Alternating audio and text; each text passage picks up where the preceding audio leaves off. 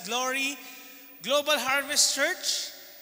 So dahil ito po ang ang buwan ng pagbibigayan, ang tanong ko po sa bawat isa, paano mo ba nasasabi na mahal ka? Katulad din ng kinanta natin kanina, di ba? Grabe yung pagmamahal din ng Diyos sa buhay ng bawat isa sa atin. Amen? Sinong naniniwala na grabe yung pagmamahal ni Lord sa Kanya, nararamdaman niya? Come on! No? Alam niyo po, paano natin nalalaman na mahal tayo rin naman kung halimbawa isang tao o ng katabi mo? Pag bakinis, mahal na? Okay? Pag halimbawa, niyakap, mahal na ba? No? O kaya sabi mo sa katabi mo ang ganda-ganda mo naman ngayon. O ang gwapo-gwapo mo naman ngayon, men. Pag ba sinabihan ng ganon, mahal na ba? Mahal na ba? Hindi, no? Hindi automatic.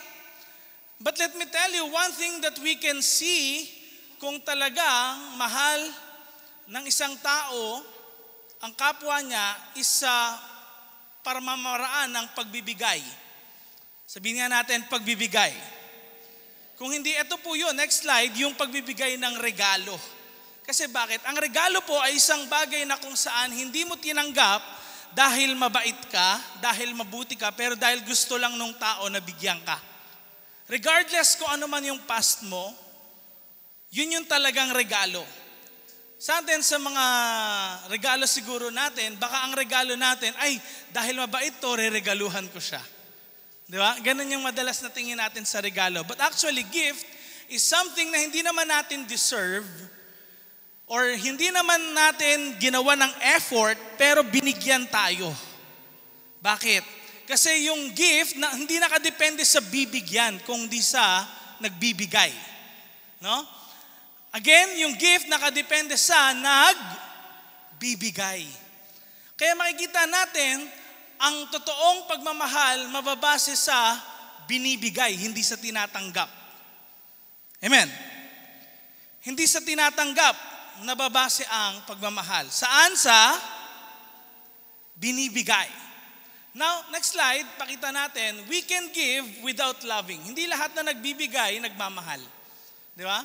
Pwedeng kaya yung iba nagbibigay dahil malapit na ang birthday nila, no? O kaya meron silang gustong makuha sa iyo, kaya sila nagbibigay. Pero, kung mahal mo ang isang tao o sino man, hindi pwedeng hindi mo siya bigyan. We can give without loving, but we cannot love without giving. And alam niyo po, mahal na mahal tayo ng Panginoong Diyos na buhay. Sino naniniwala doon? Sabi mo sa katabi mo, mahal na mahal ka ni Lord. Kaya, dahil mahal tayo ng Panginoon, meron po siyang God's greatest gifts. And in the past few weeks, ito na po ang pang-5 linggo ng ating series, it's all about the gift naman of the Holy Spirit. Kung nakaraang linggo, it's the gift of Jesus Christ.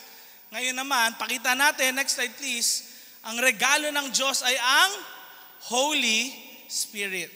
Now, hindi ko alam kung anong pumapasok sa isipan nyo kapag sinabing Holy Spirit.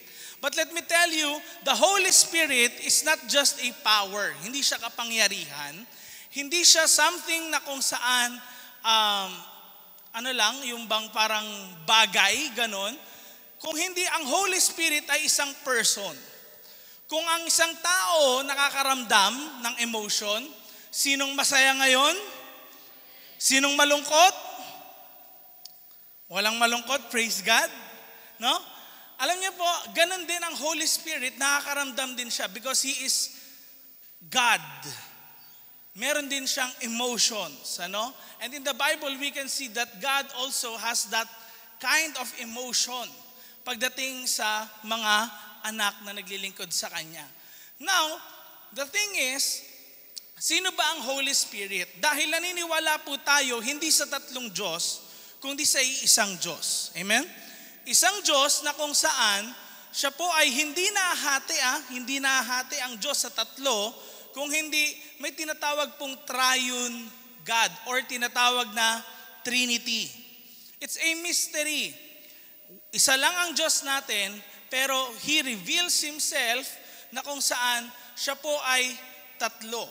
The Father, the Son, and the Holy Spirit. Now, kung titingnan natin ngayon ang ating buhay, kailangan natin ang Holy Spirit dahil una sa lahat, ang Holy Spirit po, siya yung sinend ni God sa buhay ng bawat isa sa atin way back 2,000 years ago para sa ganon, may makasama ang lahat ng mananampalataya o lahat ng mga maniniwala kay Jesus Christ sa kanilang buhay. Hindi man natin physically kasama si Jesus sa mga panahon ngayon, pero kasama natin ang Holy Spirit, siya yung gagabay sa atin every step of the way of our lives. Now, alam niyo po, gusto ko lang muna i-look back natin. Tignan natin muli ano yung nangyari noong January 2023. Ano nangyari niyan sa buhay mo? No? And I don't know kung dumating ka dito or ano yung buhay mo. Hindi naman minamarites ang buhay mo dito. Sabi mo sa katabi mo, hindi ko alam yung buhay mo. No? Ay alam. Alam yung buhay. Hindi nagsasalita okay? Sabi mo sa kanya, hindi ko alam yung buhay mo. Pero ang alam ko, may ginawa si Lord sa buhay mo. And tayo po mga kapatid, looking back ng January 2023, pwedeng may ups and downs, hanggang sa panahon ngayon. Hindi ko alam kung dati merong hindi maganda nangyari sa family nyo, or po pwede naman na this year, pwedeng it's the worst year sa buhay mo. And up to today, parang masasabi mo na ang 2023 parang mid lang. Parang alam mo yon, sakto lang para sa'yo. Kasi marami nangyaring maganda, marami nangyaring mabuti, marami rin naman nangyaring hindi magaganda here and there. Pero alam niyo po, one thing is for sure, meron mga dumaan na ganoon, alam ko matatag ka pa rin kasi nandito ka. And sinamahan ka ng Holy Spirit every step of the way. Amen? And alam niyo po, kahit sa Bible, ang Holy Spirit po ay siyang sumasama sa mga mananampalataya every step of the way. Alam niyo po, pag nagbasa tayo ng Bible, makikita natin, worst things pa nga yun nangyayari sa mga mananampalataya. Who among you would say na, Lord, grabe naman yung yung pagsiserve ko sa iyo, talagang ginawa ko po yung best ko para sa inyo. Pero at times nagtatanong tayo, Lord, bakit nangyayari sa buhay ko yung mga ganitong di magaganda? May nagawa po ba ako, Lord, di maganda? Di ba kayo natuwa kaya nangyayari sa akin to? At times meron po mga pag-iisip na gano'n na pumapasok sa ating mga buhay. Pero let me tell you mga kapatid, that normal lang na mangyari rin sa atin yung mga hindi magagandang bagay. Kasi pag nagbasa tayo ng Bible, kahit yung mga tao na very close, meron silang close relationship with God, nakakaranas din sila ng mga hindi magagandang senaryo sa buhay nila. Just like Apostle Paul sa Bible. Let me tell you, si Apostle Paul, siya po ay 3 beses, na iba't ibang cases na kung saan nakulong, nakagupit, ganyan nangyari sa kanya. And then marami ring beses na shipwreck siya, marami ring pong beses kung saan hindi magaganda nangyari sa kanya, may mga umiwan sa kanya sa ministry, may mga taong kung saan gusto siyang patayin. Sa panahon ba natin merong gustong pumatay sa iyo? Wala naman, Wala naman. Pero po pwede siguro meron nang nakamura sa iyo. O kaya may mga taong sumakit sa damdamin mo. Let me tell you, pag tayo nagbasa ng Bible, we will see some things na, meron silang magandang relationship kay Jesus, kay Lord, pero ba't nangyayari ito sa buhay nila? Makikita na lang natin sarili natin, mas worse pa pala yung nangyayari sa kanila, and yet, meron silang close relationship kay Lord. So hindi pala ibig sabihin, meron kang malapit na relationship kay Lord, exempted ka sa mga problems and trials and circumstances. But let me tell you, kaya nakasurvive ang mga Christians sa kabila ng katakot-takot na persecution. Mga kapatid, yung persecution po noon, hindi minumura lang o nilalabas ng nanay-tatay yung mga damit at hinahagis, tinatakwil yung anak. Hindi po ganun. Tanongin niyo ako. Alam niyo po, pinapakain sa leon. Sinusunog ng buhay. Pinupugutan ng ulo. Ganon po yung nangyayari sa mga Kristiyano nung unang panahon And katakot-takot yun ng mga persecutions sa kung sino man sa atin din sa kapanahunan ngayon. But let me tell you, si Lord, through the Holy Spirit, carried the church through every circumstances. Kaya ang tanong sa bawat isa sa atin, ano ang 3 things na ginawa ng Holy Spirit sa lahat ng mananampalataya? Sino excited malaman yon? Come on. No? Point number 1, siya po ang ating comforter. The Holy Spirit is our comforter. Pag sinabing comforter, sa Kanya tayo makakaranas, mga kapatid, ng buhay na kung saan merong security, merong safety. Hindi in a sense na kung saan, ba't ganun po? Ay kay Apostle Paul, marami nga pong gustong pumatay. Paano nagkaroon ng safety and security pag ganun? Alam nyo po, meron talagang mga challenges sa buhay. But let me tell you, hindi naman necessarily pinoprotektahan ka ni Lord sa mga pagsubok na yon. Pag sinabing comforter, meron ngang mga challenges. Dadaan ka sa apoy, dadaan ka sa tubig, o malalim man yun, o ano man, ilog man, malakas yung daloy ng tubig, pero makakasurvive ka, mabubuhay ka, mas lalakas ka lalo sa pananampalataya mo. Dahil ang Holy Spirit, siya yung comforter mismo talaga. Hindi yung, katulad niyan, sino ditong merong kumot sa bahay? Sinong may aircon sa bahay? Okay. Pag halimbawa may aircon malamig, anong ginagawa mo? Nagkukumot ka. Di ba? Pero pag ba nagkumot ka, hindi ka na nakakaranas na nilalamig? Nilalamig ka pa rin, tama ba? Meron pa rin. The thing is, ganun pa rin sa buhay natin. There's that comfort kahit na malamig nga yung panahon o yung simoy, pero the thing is, kaya mong makasurvive. It is because of the Holy Spirit. Kaya kahit may challenges sa buhay natin, kaya mong makasurvive. Sabi mo sa katabi mo, kaya mong makasurvive. It is because of the Holy Spirit, mga kapatid. Now, pwede siguro tayong merong mga challenges na hindi natin na-anticipate for the past few months or sa year na ito or past few years. Pwedeng hindi natin alam kung saan tayo hugot ng lakas. Or parang ayaw na rin natin umattend, gusto natin mag-give up sa process, sa mga nagpe-Pepsol training dito, o baka gusto nyo na rin give up, ayaw nyo nang talagang to have things to do with God at all. Pero the thing is, nandito ka pa rin. Why? Dahil tinutulungan tayo ng Diyos na buhay. Alam niyo po, si Jesus in the Bible, He promised the disciples in John chapter 14 verse 15 to 17. Tignan niyo anong sabi niya? Kung mahal niyo ako, susundin niyo ang mga utos ko. Then, verse 16, anong sabi ni Jesus? Sabay-sabay nating basahin. 1, 2, 3, go! Kakausapin ko ang Ama na ipadala ang Holy Spirit sa inyo para lagi niyo siyang, okay, ano daw? Kailan daw makakasama? Kapag lang ba, pag may problema, hindi mo kasama Holy Spirit. Ganun ba? O kapag halimbawa, masaya buhay mo, hindi na. Pero ano daw sabi? Lagi. At tutulungan niya kayo. Bakit? Ano po bang mangyayari? No? Dahil po, this time, this moment, malapit na rin po kasi si Jesus na ipako sa cross. Malapit na po siyang hulihin. Ang mangyayari sa mga alagad, mawawala na sila ng comforter. Bakit? Wala na silang source ng pagkain. Si Jesus, di ba, grabe kung magpakain. Pag halimbawa, katulad nun, yung 5,000 na gutom, ano nangyari? After nun, kahit 5 loaves of bread and 2 fish lang, napakain lahat, tapos meron pang 12 basketfuls of na mga natira. na pagkain.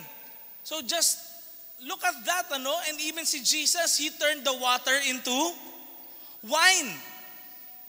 Talagang yung mga disciples, umaasa kay Jesus. Nung pinagbabayad ng tax si Jesus Di ba sabi niya kay Peter, manghuli ka ng isda, ganyan. Then pagkahuli ng isda, meron palang pera dun sa bibig. Then binigay, yung pera na yon. Now, kung makikita natin, yung supply, lahat ng comfort ng buhay, na kay Jesus nung time na yun Ngayon, paano na pag umalis si Jesus? Physically. Parang ganito yun, Sino ditong nabubuhay ka pa kasama mga magulang mo? O may ate, kuya ka, come on, sige taas, huwag kayong mahiya, okay? Sino ditong, alam mo, umaasa ka pa sa kanila ngayon? Yung totoo lang, di ba? Ito po, paano pag yung inaasahan mong yon nawala? Or iniwang ka na? Di ba? Anong mafe-feel mo? And at this time, nagpapaunlak na si Jesus. Aalis na rin ako. Pero ang promise niya ay daw? Ipapadala ang Holy Spirit. Next slide, pakita natin yung verse. Sabay-sabay nating basahin. 1, 2, 3, go. Sino daw yon? Siya ang Espiritu na nagre-reveal ng hindi makakatanggap ng mundo kasi, sabay-sabay tayo, sabay-sabay. 1, 2, 3, go. Kasi hindi siya nakikilala ng mga tao. Pero, kilala niyo siya. Okay. At, nasa inyo. Alam niyo po, ang mga tao na tinutukoy ni Jesus dito na hindi nakikilala ng mga tao, sino yung mga taong yon? Yun yung mga hindi po naniniwala that Jesus is Lord. Na si Jesus hindi siya ang Diyos or wala silang personal relationship with Jesus. But they know, sino daw yon? Yung Holy Spirit, sino yung nakakilala sa Kanya? Yung mga disciples ni Jesus. Yung mga sumusunod sa Kanya. They know. Bakit? Kasi, eto ngayon, siya po yung sasama sa atin sa lahat ng panahon.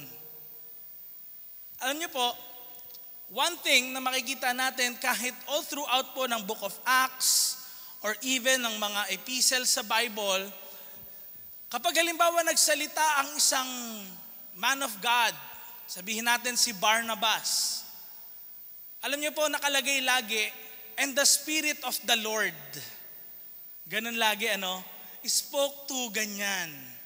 Hindi nakalagay, and Jesus spoke to ganyan. Hindi po. Nakalagay lagi, the Spirit. Why? Kasi ang Holy Spirit, siya yung helper natin. Siya yung guide natin. Katulong natin sa lahat ng panahon. And I don't know what you're going through right now. Pero alam niyo po, kailangan natin ang Holy Spirit kasi hindi siya malayo sa bawat isa sa atin. Ang Diyos po hindi malayo sa bawat isa sa atin. Why? Because we have the Holy Spirit. He is our, personal helper. Katulong natin, kasama natin. Nag-e-encourage sa atin in times of need. And at times, alam niyo po, maraming mga, alam ko nabanggit ko na to many times, meron pong 97% ng mga na-interview na hindi na tuloy mag-suicide. 97%. Lagi nilang sinasabi na there's this still small voice bago nila i-pull yung trigger ng barel at barilin ang sarili nila na wag nilang gawin yun dahil mahal sila ni Jesus. And alam niyo po, 56% ng 97%, yun po yung mga kilala naman si Jesus, pero wala silang personal relationship with God, Wala silang personal relationship with Him. Alam niyo po, it is the Holy Spirit that is speaking, that is working in every one of us. Kahit wala dito sa lugar na to. The Lord is speaking through all of us. And He is helping us through the Holy Spirit.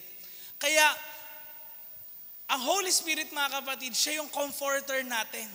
In times of need, ano yung pangailangan mo ngayon? You need the Holy Spirit's help. Amen? Kaya sa 2024, kailangan may assurance tayo ngayon, sigurado tayo in our hearts na kung saan haharapin natin to every step of the way, and no amount of feng shui or anumang anting-anting mo, yung pag ano sa mga hindi magagandang bagay di ba, makakapigil walang ganun or anumang horoscope ang nakalagay. Hindi nun mape-predict kung ano yung hinaharap natin. But the thing is, may masama man o magandang mangyayari, kasama natin ang Diyos. That is for sure. And He is our comforter. Amen? Sabi sa katabi mo, the Lord is your comforter. Amen. Next slide. Point number 2, He is our guide. Siya yung guide natin. Now, ano ibig sabihin kapag guide? Usually ang guide, saan nakapwesto? Sa unahan o sa likod? Saan? Sa unahan. But the thing is, most of us, ang Diyos ba talaga yung nagiging guide natin o gina-guide lang natin si Lord? Do you get what I'm saying? Nagets ba natin yon? Gina-guide ba natin si Lord or nagpapaguide tayo kay Lord? What do we mean ngayon na tayo nagpapaguide? Pag sinabing nasa unahan si Lord, ano yun? Pwedeng may hindi ka nakikita dahil naharangan niya, di ba? Kung meron man nasa harapan mo, and uncertain ka, bakit? Kasi hindi mo alam yung hinaharap.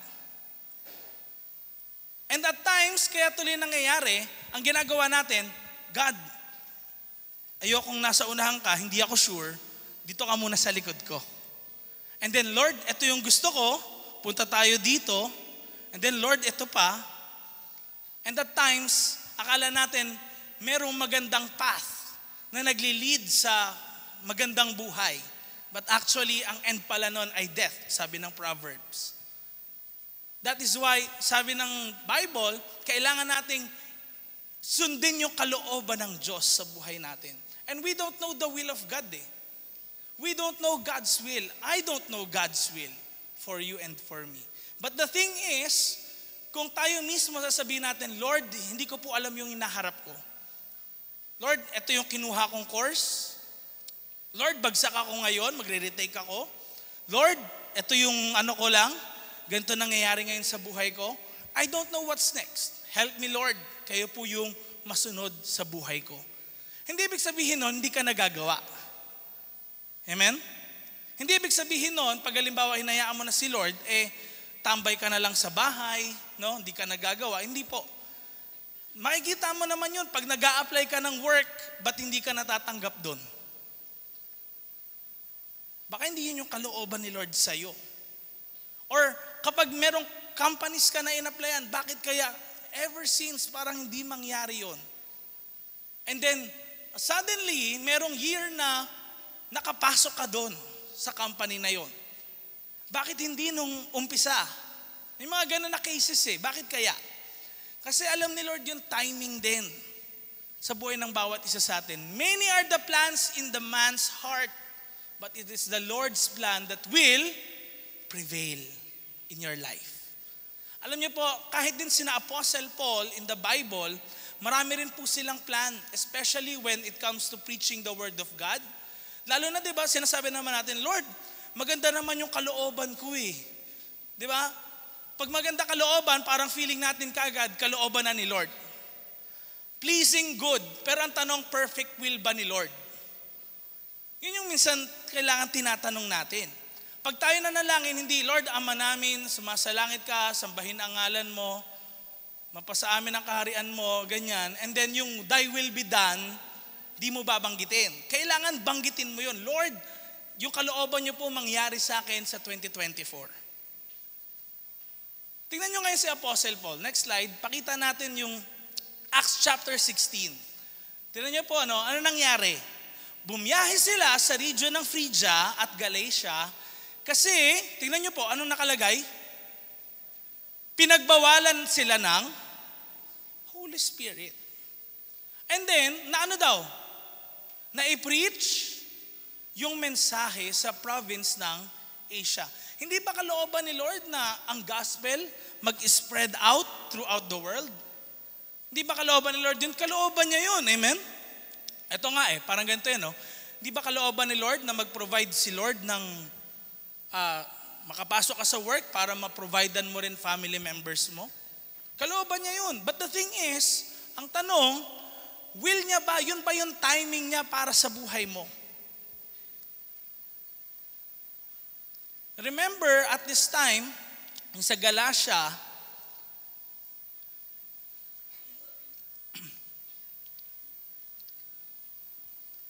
doon ngayon nag-operate sina Paul, pati sa mga ibang region.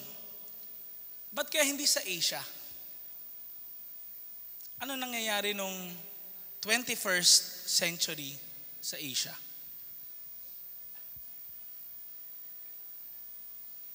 Now, dito natin makikita, ano po bang nangyayari behind the scenes na nangyayari nung time na yun. And we can look at our history books and see na hindi pala magandang time to preach the gospel yung panahon na yon, because it is actually a century of mass killings here and there. Now, pagdating nila sa border ng Mysia, sinubukan nilang pumunta naman sa probinsya ng Bithynia, pero hindi sila pinayagan ng, ano daw? Ano sabi? Spirito ni Jesus. Ang Holy Spirit yun. Na kung makikita natin ngayon, pinagbawalan. Or nakalagay din, hindi sila pinayagan. Ano yun? Halimbawa, may invisible wall, hindi ka makapasok, ganun ba? Hindi po. There are times na kung saan rejected yung gospel, o kaya may times na kung saan nakapasok ka nga, pero parang di ka masaya. Ando doon ka nga sa situation na yun, pero alam mo, wala ka sa kalooban ng Diyos. You know in your heart, kaya mabigat yung puso mo kasi hindi ang kalooban ni Lord. And perhaps tayo po mga kapatid nitong 2023, may mga nangyari sa buhay natin na hindi naman kalooban ni Lord. Na thank God kasi hindi niya pinayagan yun sa buhay mo na mangyari. Meron ba mga ganon? Mga kahit rejection or kahit halimbawa disappointments para sa iyo, pero you should thank God for those. Bakit? Kasi hindi niya inallow sa buhay mo. Because there is what? A better plan. Amen? Amen? Now, tingnan niyo po ang nangyari ngayon. So, nung nandoon na ngayon si Paul sa Mysia, pumunta sila ng Troas, and then sa gabing yon, nagkaroon daw si Apostle Paul ng vision. And then, may nakita siyang lalaking taga Macedonia. Si Paul gusto niyang pumunta ng east, pero si Lord dinadala siya sa west.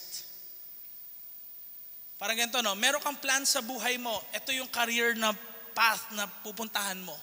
Pero biglang nagulat ka, 180 degrees, binago ni Lord yung path mo. Bakit kaya? May mga kilala nga akong, nag-train sila ng teacher, tapos biglang naging manager ng mga HR department, sales, ganyan. Ganun yung naging nila. Pero nung course nila, nung college, pagtuturo, no? Ba't nagkakaroon ng shift na ganon?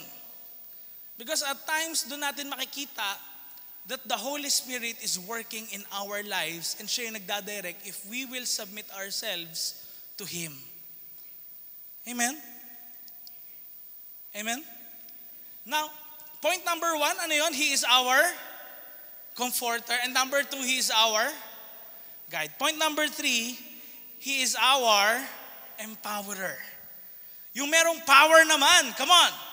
He is our empowerer for kingdom works. Alam niyo po, in the Bible, pag sinabing filled ng Holy Spirit ang isang man of God, hindi ibig sabihin nito, filled ng Holy Spirit, talagang lahat ng pag-share niya, nabuborn again lahat ng mga tao, hindi po. Hindi necessarily pag sinabing filled ng Holy Spirit, no? Parang God-like na. Bakit? Kasi lahat ng miracles na gagawa niya. Hindi po. Pag sinabing actually filled of the Holy Spirit, tinatawag itong, or most especially, makikita natin na merong boldness. Ibig sabihin, ikaw mismo, talagang nagiging bold ka. Kumbaga, nagiging matapang ka ngayon sa pagpipreach ng Word of God.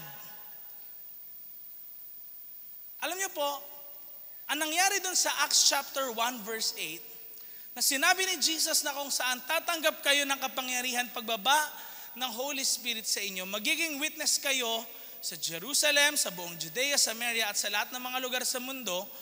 Nung nangyari po yan sa Acts chapter 2, what actually happened was nagkaroon ng boldness magsalita yung mga believers.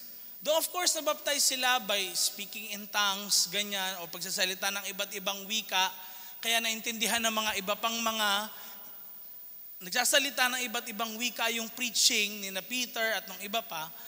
Nonetheless, tingnan niyo po ang background ni Peter. Si Peter po, hindi naman siya nakapag-aral na katulad ni Apostle Paul. Siya po ay isang fisherman. But nonetheless, ginamit siya ni Lord sa lahat ng uri ng tao. Mayaman, mahirap, matatalino, tsaka mga hindi gano'ng masisipag mag-aral. Talagang ginamit sila ni Lord regardless of their past, regardless kung ano man yung kalagayan din nila or educational attainment nila. Alam niyo po, meron nga tayong isang pastor sa Bicol, kahit ganon, na pastor siya, hindi naman po mataas yung natapos niya. Actually, sa pagkakaalam ko, elementary lang ata. Elementary. Pero yung umaattend sa church, tanongin niyo ako kung anong mga trabaho. Engineer, doktor, mga talagang businessman, mga ganoon na level. But the thing is, yung boldness, it will come with the Holy Spirit. Kaya ngayon kahit hindi mo alam minsan, ano kayang shinare ko sa kanya? Kasi kailangan yung boldness Yun yung magsimula sa buhay ng bawat isa sa atin. Pag napangunahan ka na ng hiya, yun na.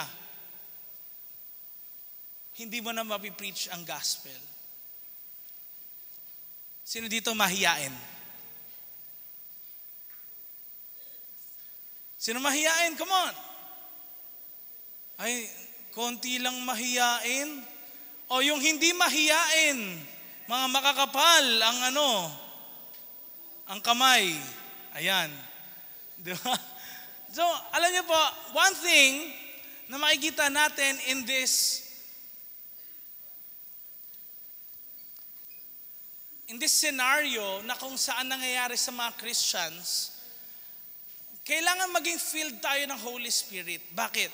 Kasi this 2024 na darating, which is kinabukasan na, next year, alam niyo po, kung ganun pa rin yung buhay natin noong 2023, at 2024, ganun pa rin, walang mangyayari sa atin. Kailangan i-challenge din natin ang ating mga sarili. Kailangan din, kung dati, hindi pa ganun yung commitment mo or pagmamahal mo kay Lord, kailangan i-level up mo. Sabi mo sa katabi mo, kailangan i-level up mo. Tignan nyo, no? Sabi kanina dun sa song natin, di ba yung sa umiibig kay Lord. Next slide, pakita natin yung ano. Tignan nyo, no? Lahat ng umiibig sa'yo. Now, sino mga umiibig kay Lord dito? Come on. Now, tignan nyo po, ano? Si Jesus ngayon, nagsabi sa mga alagad niya. Tignan nyo, no? Kung mahal nyo ako, anong sabi niya? Susundin nyo ang mga, ano ba yung utos ni Lord? Di ba? Ano ba yung utos niya? Sinamap niya nga yung utos sa dalawa. Ano yung una? It's all about loving God. How do we love God? How do we show our love to God? Kailangan yun yung maging una. Si God sa buhay natin. Alam niyo po, one thing na ginagawa natin, perhaps, baka loving people yung nauuna. Hindi loving God. Kailangan mauna yung loving God para umayos lahat. Tingnan niyo, no? In the book of Genesis chapter 1 and even John chapter 1 verse 1, nakalagay that in the beginning, sino daw? God. Sa Bible mismo, inuna, sino? Si God. The very essence kung bakit tayo rin as men and women of God na sumusunod kay Lord, kailangan unahin si God sa buhay ng bawat isa sa atin. In the creation, alam niyo po, Genesis chapter 1 verse 1, sabi, in the beginning, God created the heavens and the earth. Verse 2, and the earth was without form, and the Spirit of the Lord was hovering through the waters. Pag sinabing the earth was without form, ano yun? Ano yung walang form? Chaotic. Alam niyo na yung tubig, try niyong alugin. Di ba? Walang form yun sa loob. But the thing is, kung na-imagine lang natin ang magulong mundo noon, bago yung creation talaga ni Lord, may magulo ng something, and then inarrange ni God yung magulong mundo na yon, ano mangyayari sa buhay natin? Kung magulo ang buhay natin, aayusin ng Diyos. Kaya I don't know kung ano yung nangyayari ngayon. Naguguluhan ka ba ngayon? Ano ba? Magulo ba ang buhay mo? Is God first? Si God ba ang una? Doon natin makikita yun ngayon. Kaya, tingnan nyo, ano sabi niya? Kung mahal nyo ako, susundin nyo ang mga utos ko. Kailangan, sinabi niya to, bago sabihin na ang Holy Spirit, ay idudulog niya sa Father na ipadala sa mga alagad. Naalala nyo? Now, tignan nyo, no? Bago sabihin na papadala ang Holy Spirit, kailangan meron kang intimate or close relationship sa Diyos. Kung talagang mahal natin siya, we will love Him. We will also love others.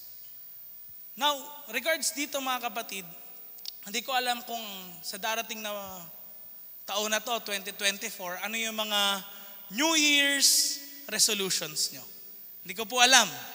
Ano kaya yung number 1 para sa inyo? Magpapapayat na ako. Ganon, I think ganon. Siguro kay Pastor Jace yun, no? Yun siguro number 1 niya, no? Pwedeng ang number 1 nyo, magkaka-love life na ako. Yun na yung sa inyo, no? O kaya mag-iipon na ako ngayon. Hindi na ako mangungopya ngayon. Pwedeng ganun yung nakalagay sa New Year's resolutions nyo. But actually, ako naman, nung na-analyze ko, sabi ko, bakit nga pala resolutions? But hindi na lang New Year's repentance. Bakit? Sinabing repentance, it is change of mind. Ang repentance, mga kapatid, ay pagbabago ng isipan. Now, what if kung naman yung number 1 nyo sa buhay nyo, palitan nyo na. Number 1 and 2, ilagay nyo na kagad. Number 1, magiging, in love kay Lord lalo.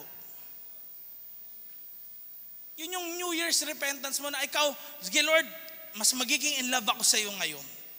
Ngayon 2024, Lord, ikaw yung talagang, una ka. And then, number 2 mo, sige, kahit yung mga hindi ka ibig-ibig, Lord, o mahirap mahalin, tatry kong mahalin, Lord. Number 2 mo yun. Number 3, nasa sayo na yun kung anong gusto mo. But number 1 and 2 should be this. Bakit? Kasi again, if we truly love the Lord in our hearts, susundin natin yung mga utos niya. Now, alam ko ang bawat isa sa atin, sa mga nagdaang panahon din, kahit hanggang ngayon, pwedeng nagfe-fail pa rin sa mga resolutions natin or sa mga nangyayari sa buhay natin. Alam niyo ba, kailangan natin maintindihan yung word na yan na repentance. Kasi yung repentance, pakita natin yung slide. Sabay-sabay nga natin itong basahin. 1, 2, 3, go. Repentance is not doing the same sin over and over and enjoying it then asking for forgiveness. Parang ganito, no?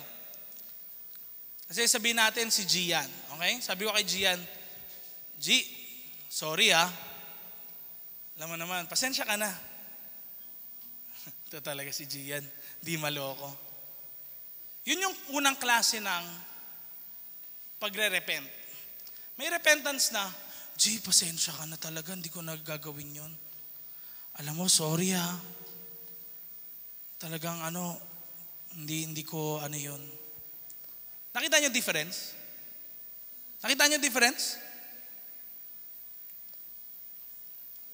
Kasi ang bawat isa sa atin, darating ang panahon na mayroong judgment day si Lord. Pero hindi naman tayo i-judge based on our actions, but our heart. Ano ba yung reflection ng puso mo?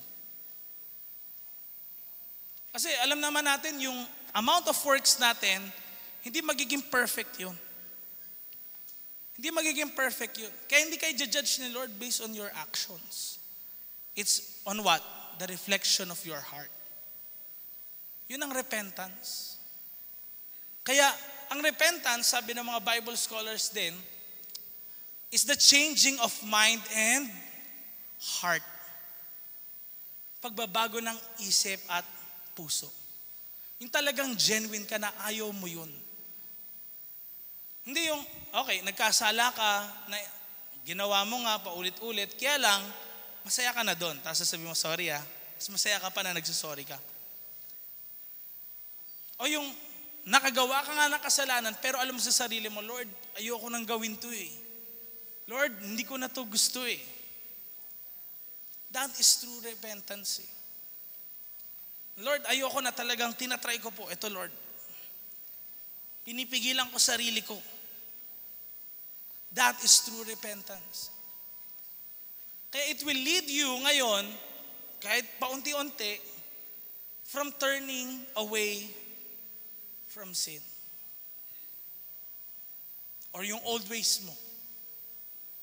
At ipopoint ka niya towards God.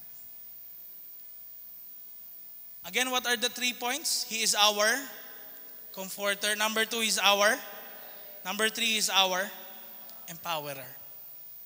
Ngayon, hindi ko po alam kung ano nangyari sa buhay ng bawat isa sa atin. But the thing is, what I want you to do right now, kung feeling mo, naging malayo rin yung puso mo kay Lord, one of these days, or pwedeng hindi na ganun yung pagmamahal mo sa Kanya, magsimula sana in 2024 na kung saan mas mahal mo na si Lord kesa nung 2023. Amen? Tayo po'y manalangin. I want you to pray ngayon sa inyong mga kinaupuan. And I will also pray for you.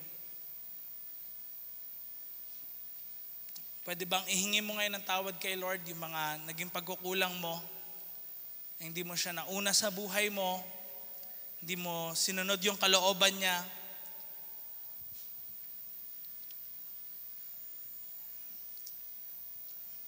Yes, Lord. Panginoon, sa hapong ito, nakikita niyo po yung puso ng bawat isa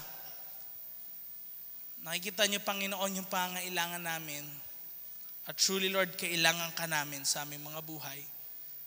Lord, may mga umatin po dito na alam nila sa sarili nilang malayo na ang puso nila sa inyo. Pero wala pong imposible sa inyo. Kaya kami po lumalapit sa inyo at humihingi ng kapatawaran sa lahat ng bagay na ito. Lord, ang bawat isa ay maging in love lalo sa inyo. Ang dalangin namin, Lord, magkaroon ng genuine relationship ang bawat isa na umatin na ito. At truly, maranasan po nila yung kapangyarihan mo sa kanilang buhay. Ikaw yung Diyos na nagbabago ng buhay ng lahat ng sumusunod sa iyo. Marami pong salamat, aming Ama, dahil di mo kami pinapabayaan. At dahil kay Jesus, kami po ay merong buhay na walang hanggan. Kaya patuloy naming tinatanggap si Jesus sa aming buhay as our Lord and Savior. Dahil wala po kami, Panginoon, mapagkakatiwalaan kung hindi ikaw lamang. Kapatid, sa mga oras na ito, kung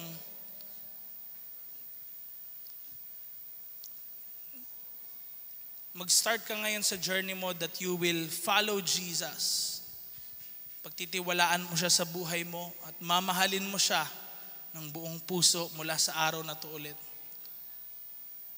Maaari kang sumunod sa prayer na to. Sabi mo sa Kanya, Lord Jesus, kailangan kita sa aking buhay.